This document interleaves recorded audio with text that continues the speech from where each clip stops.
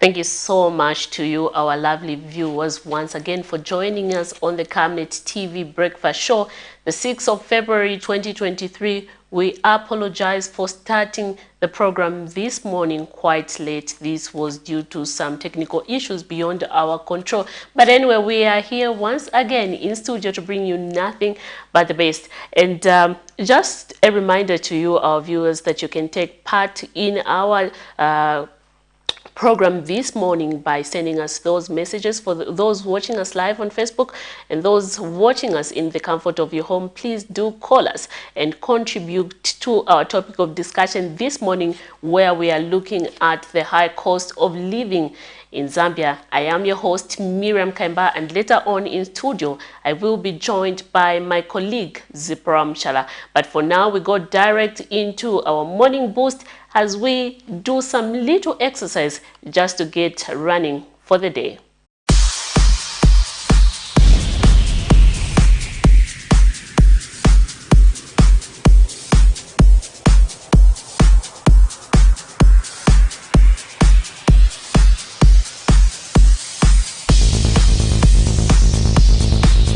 Hello, hello, hello, hello. It's your boy Harrison, aka the Fitness Puppy, here at Chon's Fitness in conjunction with the Camnet TV. Remember, you can get your fitness attire here and here. So guys, today I'm taking you in aerobics.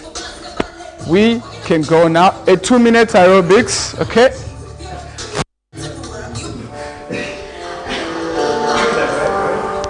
Okay. Ready? 3, 2, 1, then you start.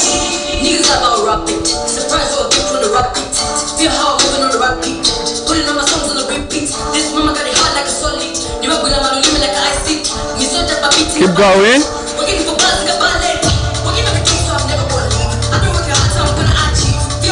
So after this, you do the one-hand jumping jacks. Get ready? 3, 2, 1, let's go.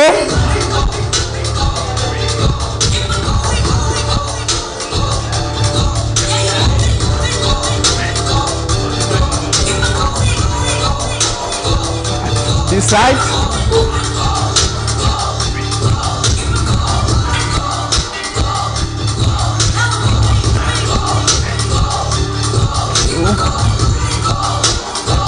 Okay.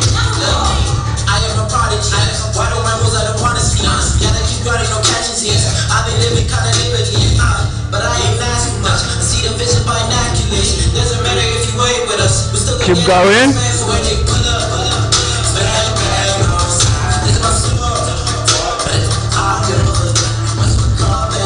Get ready. 3, 2, 1, we go. 1, 2, 3, 4, 5, 6, 7, 8, 9, 10, 1, 2, 3, 4, 5. You switch this side. 1, 2, 3, 4, 5, 6, 7, 8, 9, 10, 1, 2, 3, 4, and 5. And we're done. Woo! So guys, today we are going to do a deadlift. Yeah, and also I'm going to mention the parts the deadlift works on. So I'm going to do a 2 times. Okay. So I have my 30 kg here. So slowly you move close to your barbell. Okay. So you bend all the way like this.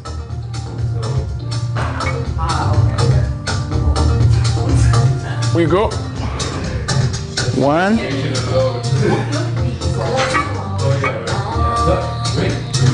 2,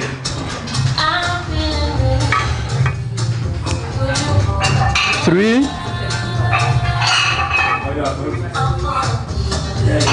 4, 5, 3 more. 1,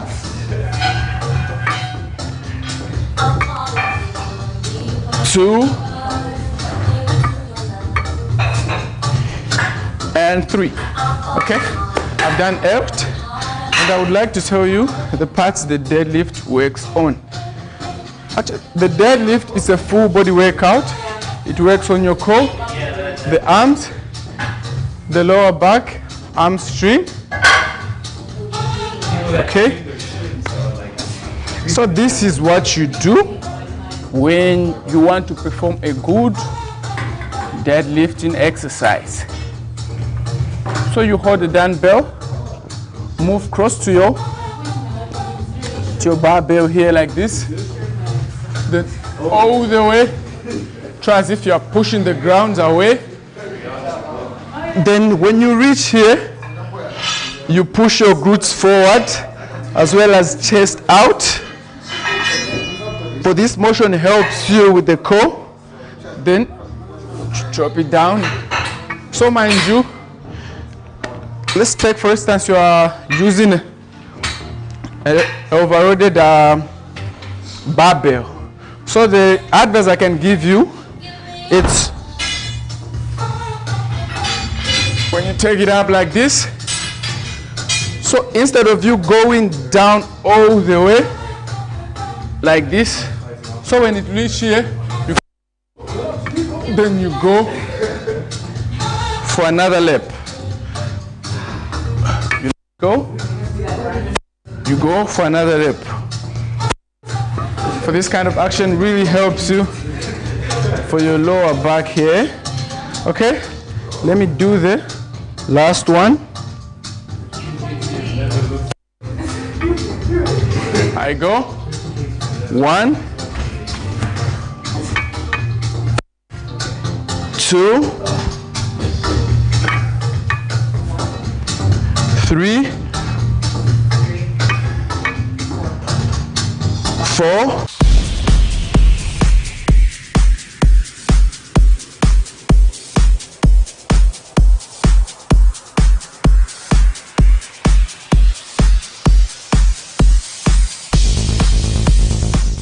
I hope you enjoyed that morning exercise. They say being physical active can improve your brain health, help manage weight, reduce the risk of diseases, and also strengthen your muscles.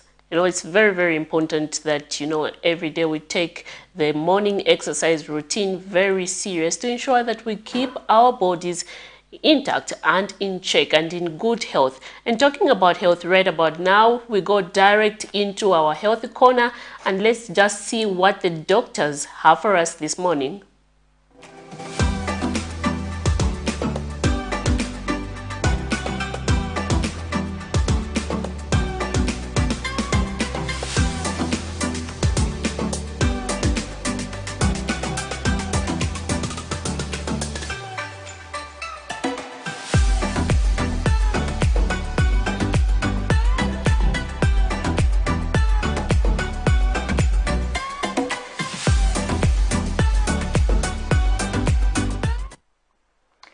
Hi, good morning and welcome to the Health Corner here on the Breakfast Show.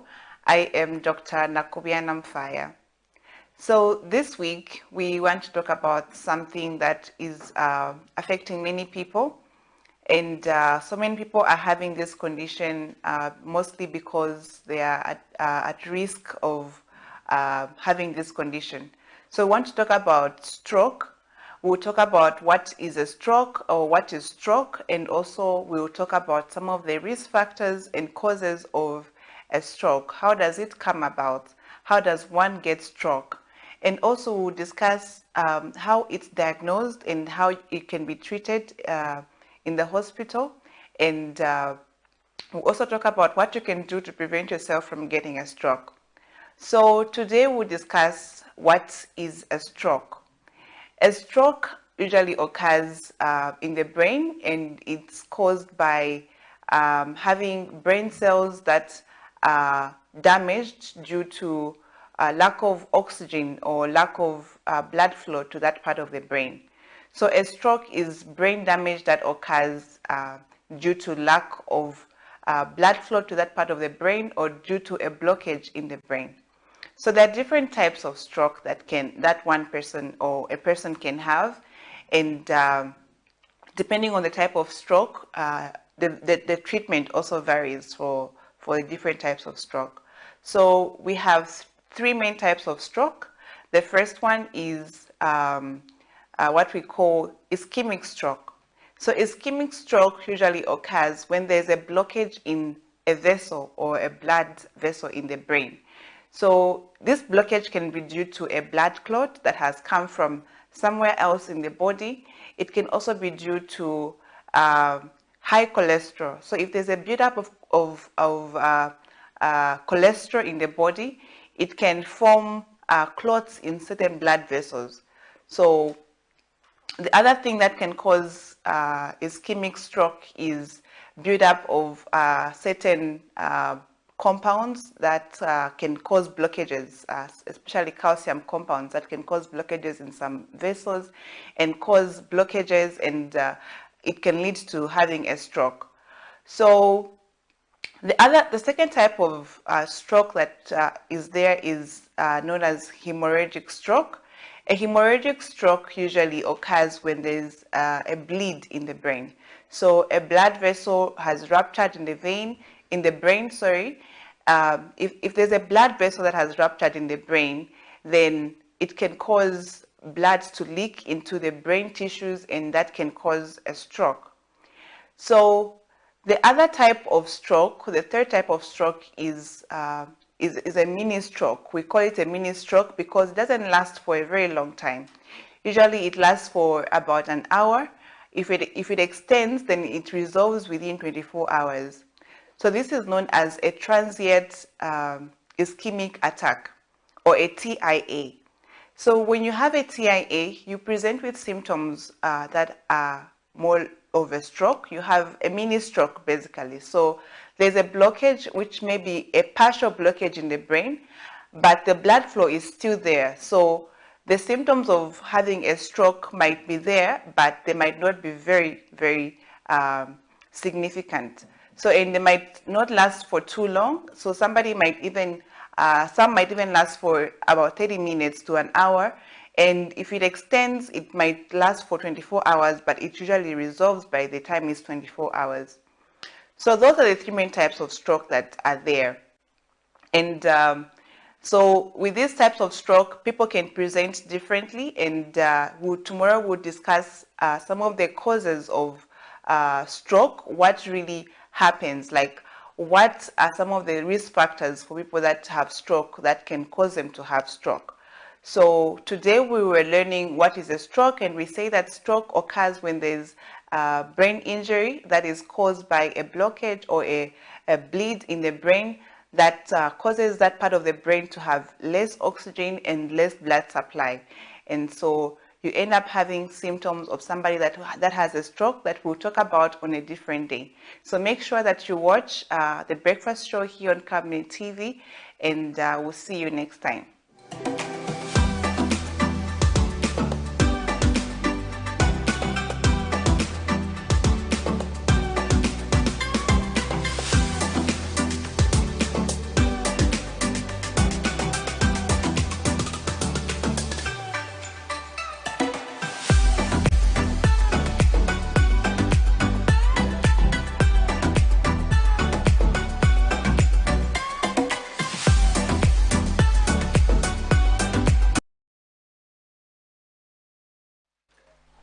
Hope you have learned one or two things there. We do appreciate the doctors who have continued to bringing us nothing but the best with regard to those healthy tips. Right about now, we'll go direct into our money market and see how the kwacha is performing against other currencies. We have the United States dollar. They are buying at 18 kwacha 96 ngwe and selling at 19 kwacha 33 ngwe. We have the euro. They are buying at 20 kwacha 59 ngwe and selling at 20 kwacha 99 ngwe. We have the South African rand. They are buying at 1 kwacha 10 ngwe and selling at 1 kwacha 12 ngwe. We have the Great British pound. They are buying at 23 kwacha 05 ngwe and selling at 23 kwacha 15 ngwe. That's our money market for today, the 6th of February 2020. 2023. And in studio, like I said earlier on, I will be joined by my colleague Zipporah Mshara. Anyway, Zipporah, you can do the honor by saying hi to our viewers this morning. Good morning, Miriam, and good morning to our viewers.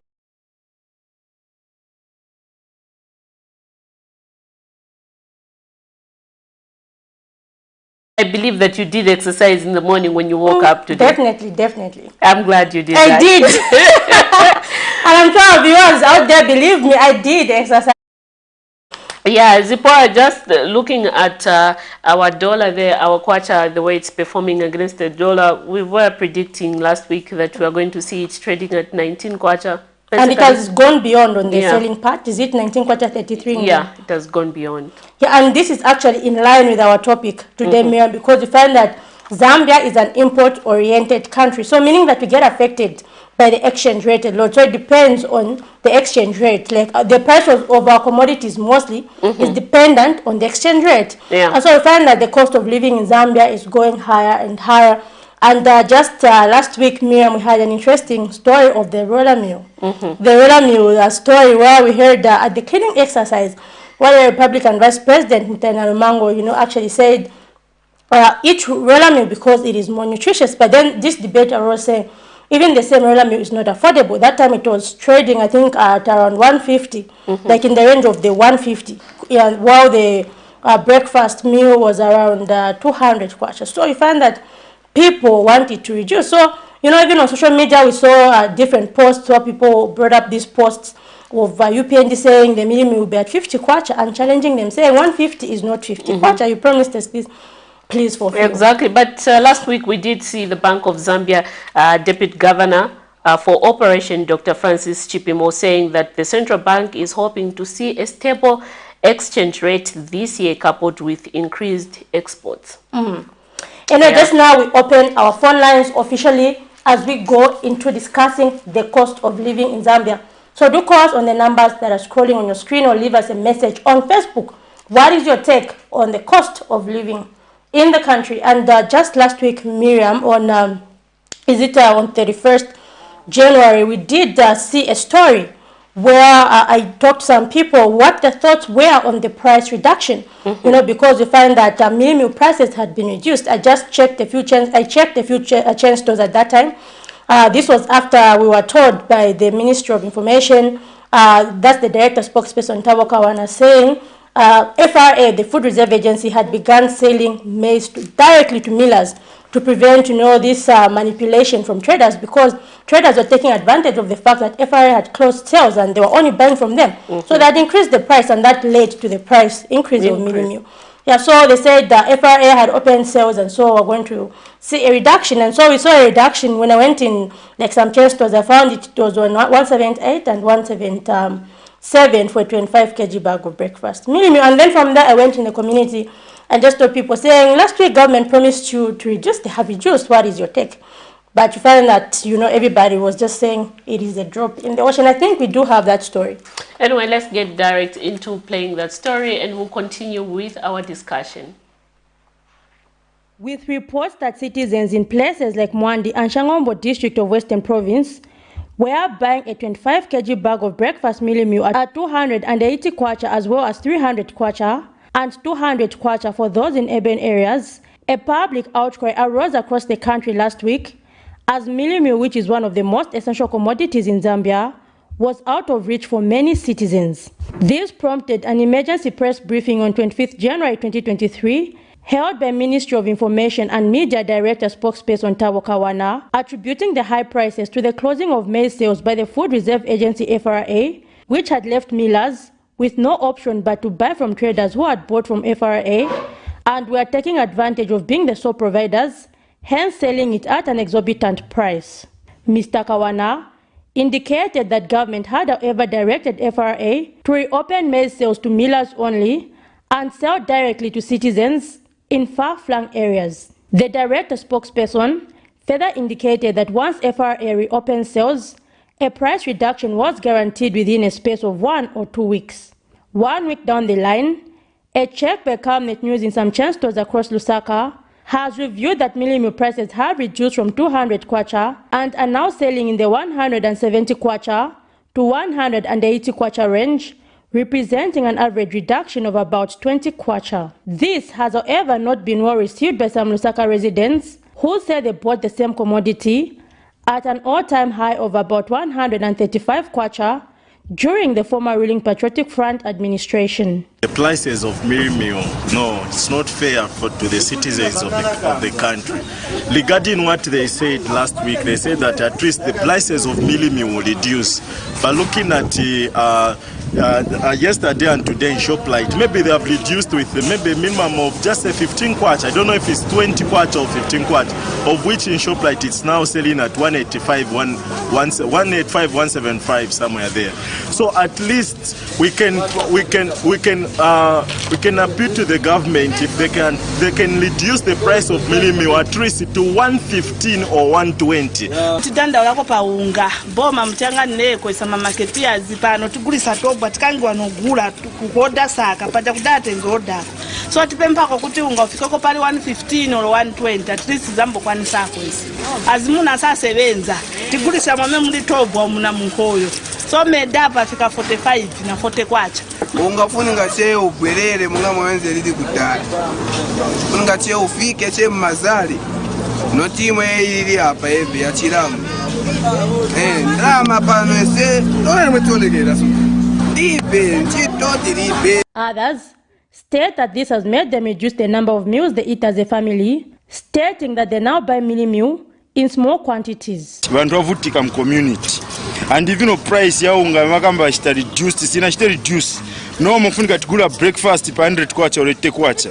because mini stizili mira teka ka 25 kg tikagula kulingana na bana bamene tili nawo timazinga cha 2 weeks ka 25 kg kasira manje ndrama futi sizioneka kugulisa tigulisa ndrama sizioneka a president takondani mwatichosera kwa bema skulu bana but manga kudya simunatichitemushe vandani vaediga vezotisunga mushe manga kunkania kudya setifuna kudya ndiye umoyo. They have challenged the current administration to ensure that this commodity is reduced as it is the country's staple food, stating that Zambia should be able to enjoy cheap meal prices as it even supplies neighboring countries with this commodity.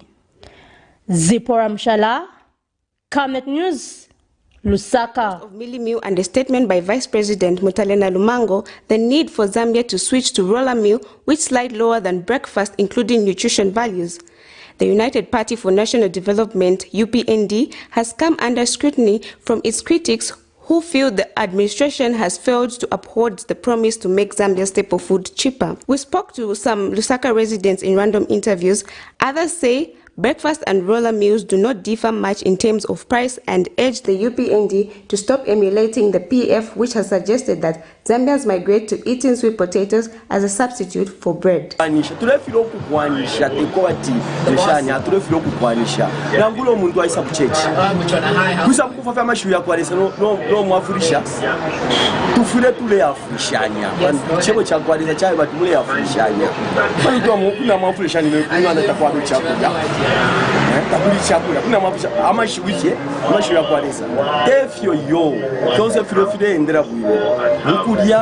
na mkunfu amashiro muntu ala ngufundisha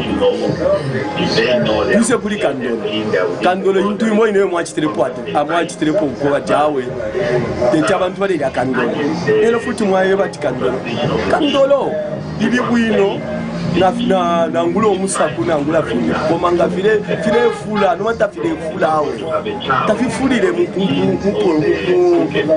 background tafifulire tu ayo kuno tafile moneka to ayebati atiyala chati mapesa na ngufi. Zambia Consumers Association Executive Secretary Juba Sakala calls on government to make mealie meal affordable and available for Zambians. It's not very common in the sense that the millers, they would prefer to make breakfast because it fetches more money than buying. So it's not available in most of the shops. That's what I can say. Because if you go down in the townships, you find that most of them only stock breakfast. That's the issue. So the availability is also a challenge in terms of roller meal, because the millers themselves do not mill roller. They would prefer breakfast because it fetches more money.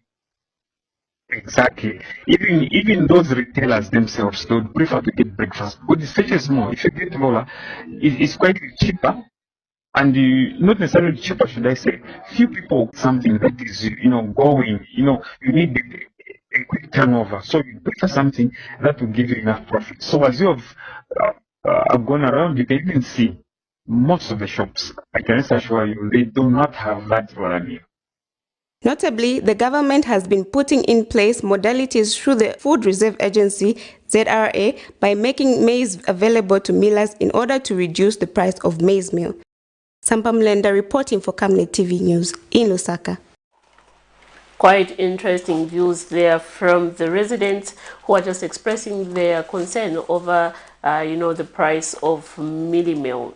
Despite, government ensuring that there is a reduction, but people are still saying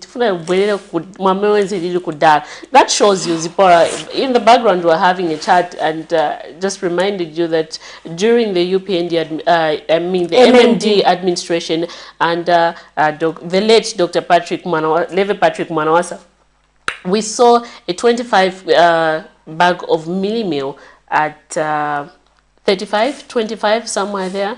So I'm sure people are hoping that I do remember mealie meal at 35 kwacha million. Yeah. And that, people say, no, I'm going to do it, but so that was like people will never appreciate. They want something at 1 kwacha maybe. Not taking into account, the costs of production. But in my own opinion, I was having a conversation with someone and, they said if government at this time, they can somehow reduce the price of mealie meal, maybe to 80 kwacha. That would be enough. That would be good. Less than 100. It shouldn't go beyond 100. No. Even if you say we have reduced from 200, it's now 160, it's above 100. A lot of people cannot afford. So if government can just ensure that, we see these prices of mealie meal being reduced to 80 kwacha, 70 kwacha, trading there, mild leaves. Yeah. They were plucking some mild leaves and so they said they're going to cook those as vegetables. Exactly. And then this just brings to you the reality of the poverty in Zambia. They can't even afford that 2 kwacha for, maybe Chinese cabbage or rape or whatever. So you find that, people are really suffering due to the high cost of living. But, we've heard from the UPND promising that things will get better. So, they did promise that, 50 kwacha for mealie meal, it's still within their 5 years mandate, and we hope to see that. Yeah. Yes. So we do have a comment, Miriam, from one of our viewers here who says, how we wish the government, so this is from Mr. Macmillan Wembia, how we wish the government would explain to us their strategy of increasing to reduce.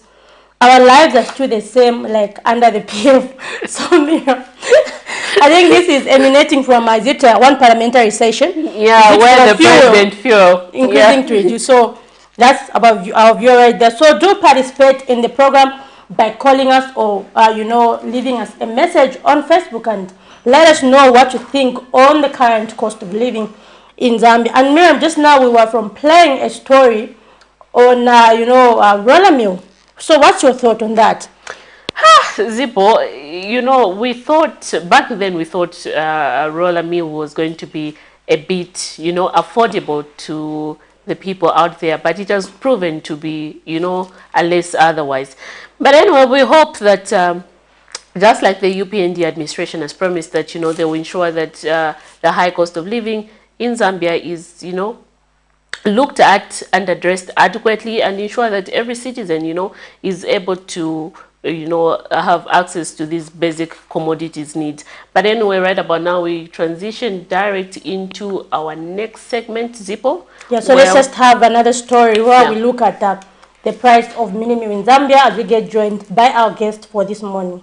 The cost of living has continued to increase beyond the reach of many Zambians, notably the cost of living for a family of 5 as measured by the Jesuits Center for Theological Reflection, JCTR Basic Needs and Nutrition Basket for the month of December 2022 in Lusaka stood at 8,982 kwacha. And the cost of mealie, which is Zambia's staple food, has been on an upward trajectory, fetching around 185 kwacha and 200 kwacha in most parts of the country. Residents of Lusaka Chilenji Township are saddened and disappointed given that President Hakainde Hichilema's administration promised cheaper mealie meal.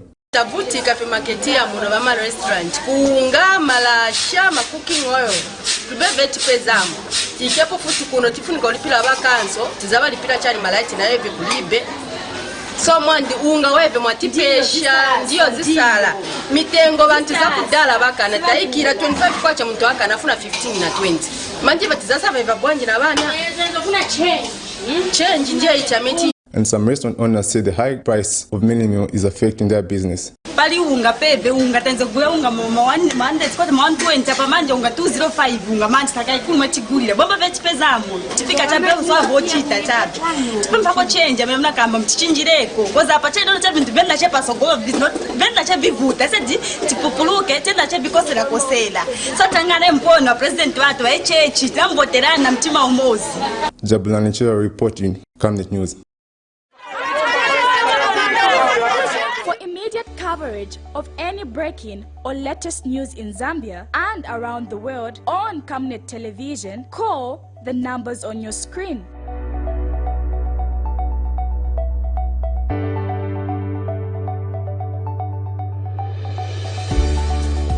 Camnet Television, bringing to your screens fair news, impartial news, credible and reliable news all the time. Get the whole truth on Camnet World News.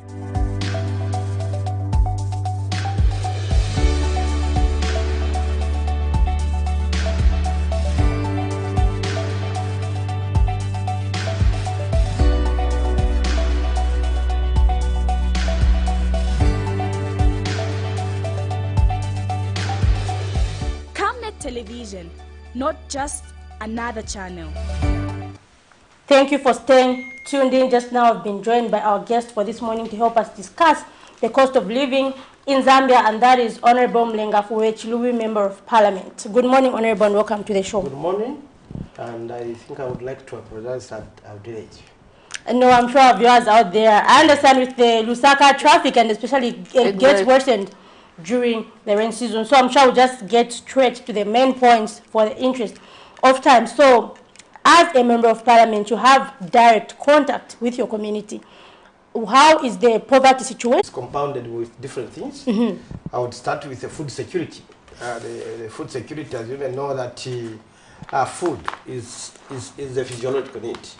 And the food security is not very good here because when we look at the issue of the mainstream, because I'm part of government, and I think government has made some efforts, though those efforts have been frustrated at local level, especially through because every word, which is 24 words, is affected. Now, looking at the other factors in projection, we are also talking about what is the farming season for 2021-2022. Or 2022-2023, yes. Yeah. That one seemed to be not promising because of the fertilizer issue. And apart from that, you find that when this commodity is lacking, maize supplement the cassava that we want. And in this case, it's almost an automatic replacement with the issue of cassava not been promising, as I said, that has been attacked with what? Generally, when we talk about poverty or squalor, there is squalor in Chilubi. Squalor has come in as a result of bad roads. As we talk, maybe there's even cut off now because of the rain season. And I think I'll be going there by next week to check on certain spots that are quite troublesome. Meaning supplies. That things like salt, cooking oil, and many other factors, the essential commodities that are also essential in the rural setup, like our place, are cut off, and that also brings in a different wave of poverty. Another level of poverty is the feeder roads within Chilubi and the embankments, which is affecting children to go to school. And I think that in itself is not a very good manner. It's not a very good because the crossing points where children can stay away because they are fearing to be swept by the current of different streams in our district. That is another.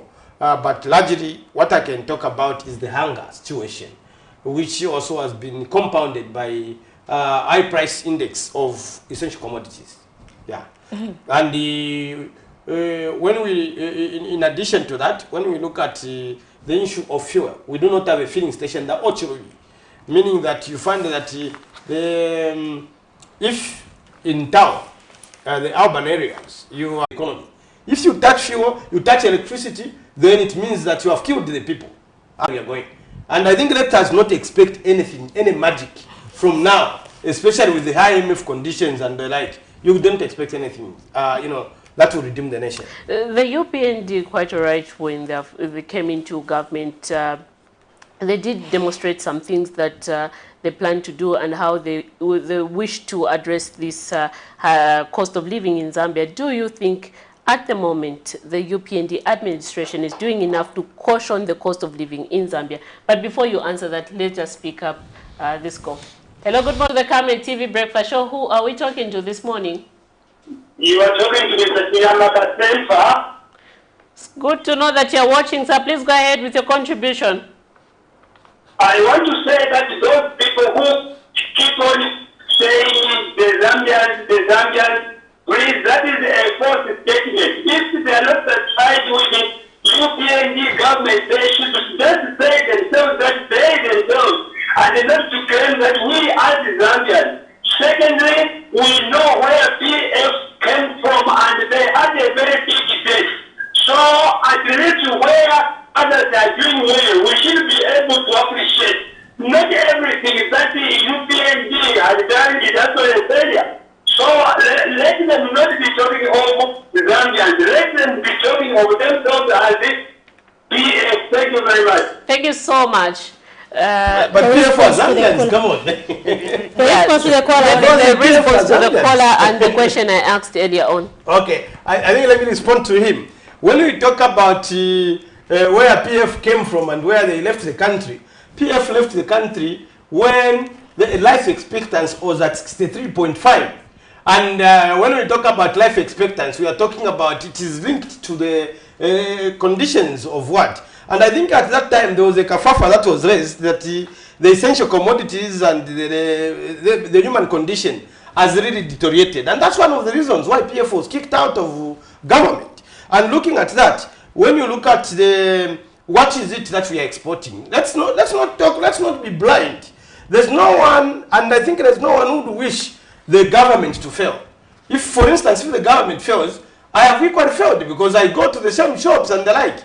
And to say, speak for yourself, like they live in heaven, it is misleading. For instance, currently, what we are talking about, like for 2020, by 2020, even in 2021, 2022, it is what we only have one traditional export that has been posting proper, you know, export percentages on the international market. That is copper. In 2023, it was about 70%, 73%. 2020, 71% and 70%. So when we look at that one, how much of copper are we controlling? It is in private hands. And then when we are hoping that we are going to improve the economy, there must be some indicators that we are relying on. We have signed what? Because I need to tell that gentleman, we have signed a memorandum of understanding with Angola for a refinery that is yet to be reconstructed. And then we have stock within the Tazama pipeline, of which the PF government spent about $30 million to repair about 5 stations. Then Inden is abandoned. Of course, when they were coming in, Inden was also having problems. To be fair, it is not just the UPND, but it was still having problems. And they didn't abandon that project to say it will turn into a blender. But you see, I do not see much of economic sense to go and sign a memorandum of understanding with Angola for a refinery, and then you have got stock within a pipeline which is not yet processed, and then you close your own refinery, because that is yet to be constructed. Why am I talking about fuel? Because I have emphasized it's a lifeblood of the economy, because it is an enabler as well as a facilitator in the means of production. When you want to produce soap, you want to produce salt, meal, and many other factors, fuel comes in, electricity comes in. And I think even in terms of distribution of commercial products, fuel is very key. So when we are talking about these factors, Let us not divide them into partisan lines and say it is UPND versus PF. We are making a mistake. This is about national. I think we do have a call there. Yeah. Hello, good morning. And we seem to have lost that caller, but do call us back. Now, Honorable, there's one thing that we've seen the PF criticizing, and that is the statement by the Vice President saying Zambians should eat roller meal, but then we're told, or maybe Zambians are still referring back to the PF where they were told they should eat sweet potatoes. Why have we seen, or maybe what is your take on the Vice President's statement of well, Zambians eating roller meal? even logically and philosophically comparing the two statements, they don't stand in the same standard. Why they don't stand in the same standard? The Vice President was very wrong. Because for one thing for sure, you need to also investigate why do Zambians buy breakfast. When we are talking about an average family of 6, why they buy breakfast? Because to them, it lasts longer in terms of when they are bought for a bigger family. When you bring a 25 kg bag of meal for Laura and the 25 kg bag of breakfast. The Zambians look at durability. It's not because it looks white or about nutritional value. They are looking about how long will it take. You are a woman and you cook in Shima. I've cooked in Shima before. I have seen the difference. Honorable, let us pick up this call. Hello? Hello? Good morning. Wino Mwishani, ni wanani hapa? Livingstone? Please go ahead with your contribution, sir.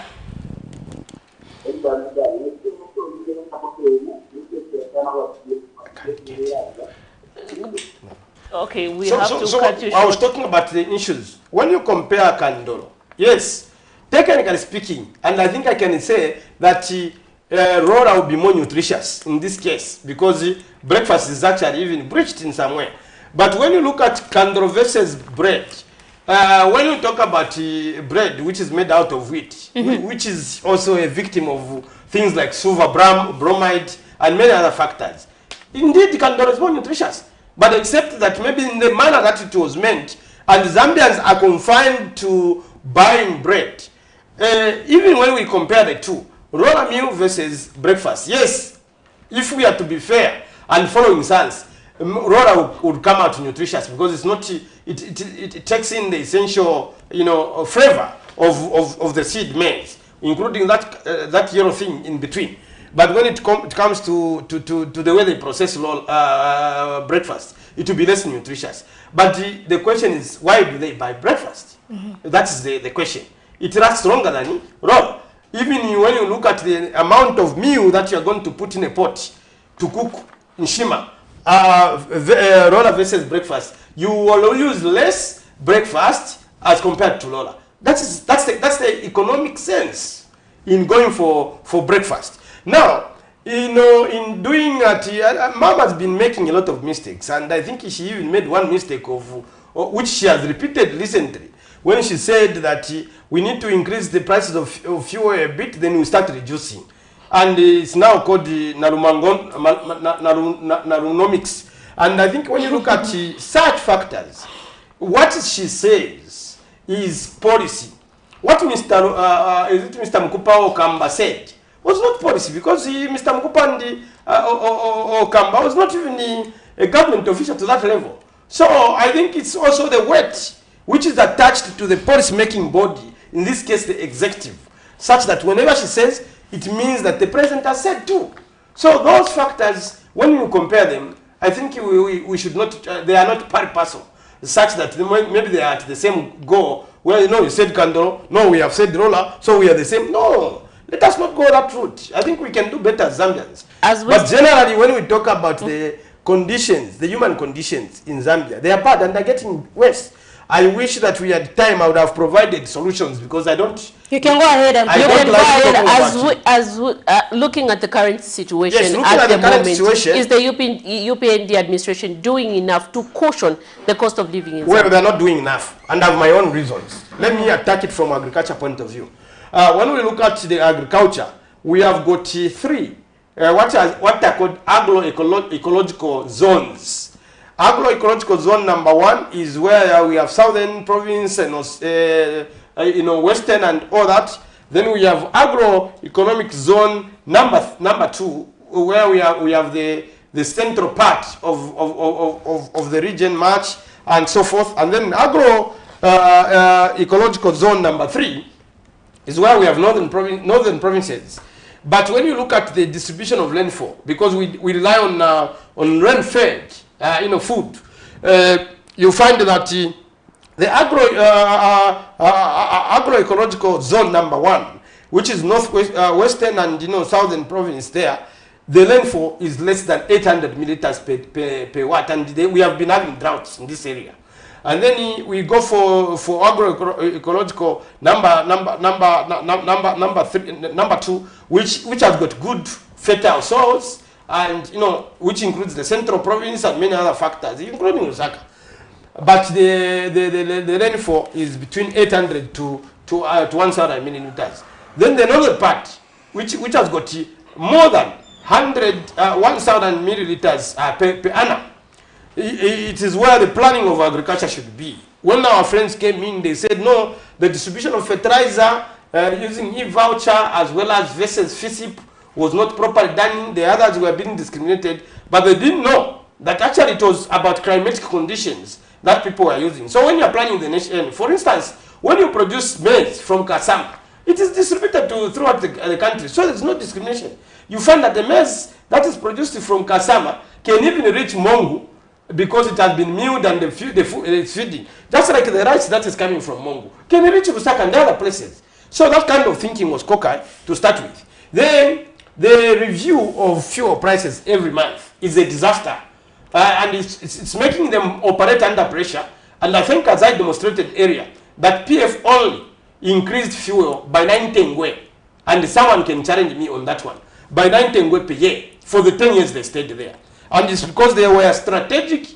Yes, our friends are talking about methodical. And what is that other term? But PF was strategic, because they were looking at the economics as they appear, and the real economics as it may be. Now, another factor is the issue of electricity. The issue of electricity, so far, the people that are connected to national grid are very few, considering the process. And I think I did give you a statistic that for the rural area like where I come from, is only 8.1%.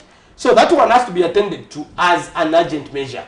The astronomical connection fees, which are going to lead to also hiking of tariffs. We have heard that they're going to subsidize for those in rural areas, according to RIA. Well, RIA has been given, to be fair. On RIA, they have doubled the budget than it was given. But I think even then, that is not going to be so much enough. Because when you talk about doubling, especially when you already find the gap, 8.1 for the rural area is not simple. So even when they doubled, meaning that there's a yawning gap that has been there for some time, which needs to be covered. It's a good effort that was made by doubling the budget for RIA, but I think more has to be done, especially in making sure, because when you give RIA that much, they need to venture into other sources of electricity like solar, wind, and many other. But what you need to also realize is that you still need to continue tapping on the hydro potential that the country has, so that at the end of the day we may reach a stable, because there are countries like in Europe and many other countries that are having mini hydros, which do not have the water like we do, but they are doing fine. And we need to also scale up, so that at the end of the day we make sure that the means of production, which among other things fuel and electricity, is actually contributing to the general outlook of the economy. Because when you talk about that, also I used to hear when people say, no, PF, they are not considering the economy, they are just focusing on infrastructure development. But come on, which economy would tick without infrastructure? Even the teachers and many other factors. By the way, the teachers which have been employed are using the special drawing rights, which is 1.3 billion, which came on 3rd August 2021, and people are busy clapping. Those are the reasons that we are depleting. So when you are looking at such factors, there is no economy that can tick without infrastructure. So what we just need to appreciate is, if this government has done something, let us build on. even in this government, would go out at some point. And I would expect that those that come in should also build on whatever positives that they have gone to score and correct all the mistakes that they would have made. There's no government that is going to be in a seat without committing mistakes, unless they're not trying anything. And that is the reality of life. If any government is trying, what is due for governments like the UPND that is experimenting every day on a lot of things, they are likely to make a lot of mistakes by the time they will live within the 5 years, which is expiring in 2026. So when we look at such factors, there is need that we appreciate some of these factors as a reality. And so what solutions would you offer alternatively to the UPND? Well, I started talking about the agro. That one has to be planned. Zambia has a lot of potential in the agriculture sector. Every national planning that we talk about diversifying from a mineral-driven economy to an agro, processing and the like. We also talk about value addition and the like. But what we also need, let me borrow from the manifesto, the 2021-2026 manifesto of the PF, which I would like to think that provides an alternative policy, which in this case went with the theme of a modern, industrialized and peaceful Zambia, where people live in harmony, and access fruits of inclusive development. So when that is factored in, what we are talking about is a balanced economy, where infrastructure is thriving. We talk about empowering citizens on different issues by increased ownership of the economy by the Zambians, where maybe even trading in chickens has been taken over by other people, which can be none. And that is because most of the Zambians do not have the capital to inject in there. That's why you find that these people who have the muscle are settling on almost everything. But I think, as I've said, when we talk about that, agriculture still remains very key, especially diversified agriculture. I'm talking about livestock, I'm talking about fisheries, I'm also talking about an issue of cash crops. The cash crop that we talk about and generally so is just maize. But when you look at what is increasing the essential commodities, among them is a product called cooking oil, which much of it is just coming through across our borders. But when we grow more soybeans, we grow more groundnuts, we grow more sunflower, you know that at least we would have arrested some of the shocks that we are going through. Then the economic recovery program, I think some of the things I know that qualify pride, and people may not bounce on that one. The PF left an economic recovery program, which I think was launched around 17th March in 2020. That document is still valid. Just like we banked on documents like the Vision 2030, which was created by the MMD, which is a very good document. And it has been, looking at such. But I think generally, for us to come at a stable rationing, we should look at restoring growth and safeguarding livelihood of the people. We should look at economic diversification and debt sustainability. Because while I'm quickly picking on this theme, currently, where the PF left $13.5 billion as external debt. But we have borrowed, as a government, in 1 year, 6 months, we have borrowed $6.3 billion, dollars. And then we are also having this crisis of the IMF. We use the IMF as a psychological front to acquire negotiation of restructuring of the debt. But I think the formula seems not to be working. The IMF has come with a lot of conditions, and I think, as you may know, Kaunda at some point abandoned, sorry, I'm calling him Kaunda as my grandfather, abandoned the structural adjustment program by the IMF.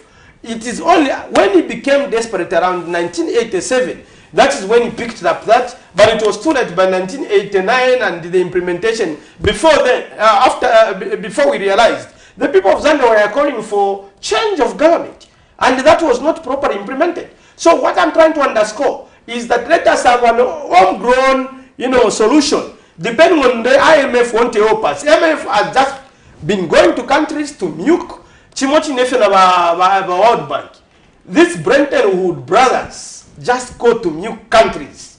They don't develop countries. Don't even rely on them.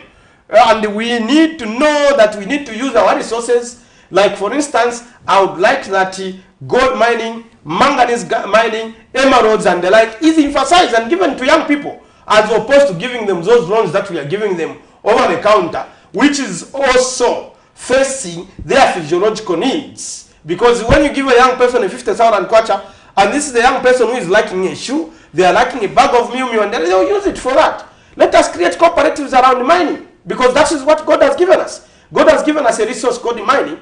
This gold mining that is just benefiting Bapa Mwamba is supposed to benefit the youth. The manganese is supposed to benefit the youth. The emeralds is supposed to benefit the youth. The PF had put in that policy of selling emeralds within because of issues of capital flight and many other factors. So that is one of the issues that we need also to arrest. The issue of externalizing of the resources. Many of the people that are manufacturing within our country are externalizing the resources. Even copper, when it goes out of our country, in its raw form, because it's not processed within Zambia, the resources, when they sell there at London Copper Metal Exchange, they are externalized. So we will only reach a level where we can say we are stable as a nation when we realize the use of our natural resources and convertibly so into value addition, so that we can create employment for young people. Let me tell you, this route that the government has taken of thinking that they will be employing nurses, teachers, and just using the civil service is not sustainable. It sacks the budget. It suppresses the budget. If you look at our national budget, so let me just pick 2022, 2023, you find that much of it, even when they talk about the 2.6 CDF, you question, where does the 97.4 of the budget go? It's just ruminations and so forth. It is about consumption, not production. Even when we talk about we'll be producing 3 million metric tons, what we used to produce in terms of copper in 1973, which was 750,000 tons, is almost what we are producing now. When we are supposed to produce more, because we are producing 800,000 tons, metric tons you may call them. But the government is aspiring to produce 3 million metric tons. Where are the measures that should produce copper? Because diversification, as I have said, is also key in that particular area. So that at the end of the day, we strike a balance. Even when copper fails us because of the prices, we know from 1970s that we can be failed by this product called copper. We can have a cushion and rely. And actually, out of that, I would like to say that going forward, the budgets that are supposed to be created should have what is called stabilization fund, so that it can cushion when government is going through unfavorable conditions. Stabilization fund can be used, and we can tap some of the resource from the minerals that we produce, and from any other economic line, like the toll gates and many other factors, as opposed to what we are doing now. We need to pull up socks. As we come to the conclusion of our program this morning, maybe under a minute, is industrialization the way to go for Zambia to develop? Yes, it is. It is, because we have raw materials and we can add value to the raw materials. And we can employ young people who are in the majority. Because industrialization will, post more export as opposed to import. And we also create employment for young people. And apart from creating employment for young people, it is going to position Zambia, especially on the balance of payment, it's going to position Zambia in a factor that is going to be in the real Champions League. Not the Utopia Champions League, but the real Champions League. It's the way to go is internationalization. But that one is also based on the cost of energy, which is fuel and electricity. You cannot industrialize when the cost of fuel and electricity is high. You cannot do that. Industrialization is the way to go, but we need to put in measures that should promote industrialization, and that should be owned by Zambians. And when I talk about Zambians, I'm not talking about color here. I'm talking about Zambians who live in Zambia, and not Zambians who come through the foreign direct investment and externalized resources. No. Thank you so much, Honorable, for coming through on the breakfast show this morning. And we're in studio. We are joined by Chilubi, a member of Parliament, Mulengafuwe, who was helping us discuss our topic this morning, which is the cost of living in Zambia. Right about now, we come to the conclusion of our program. I was your host, Miriam Kaimba and Zipra Mshala. Please stay tuned and join us tomorrow, the same time, as we bring you nothing but the best. Good morning.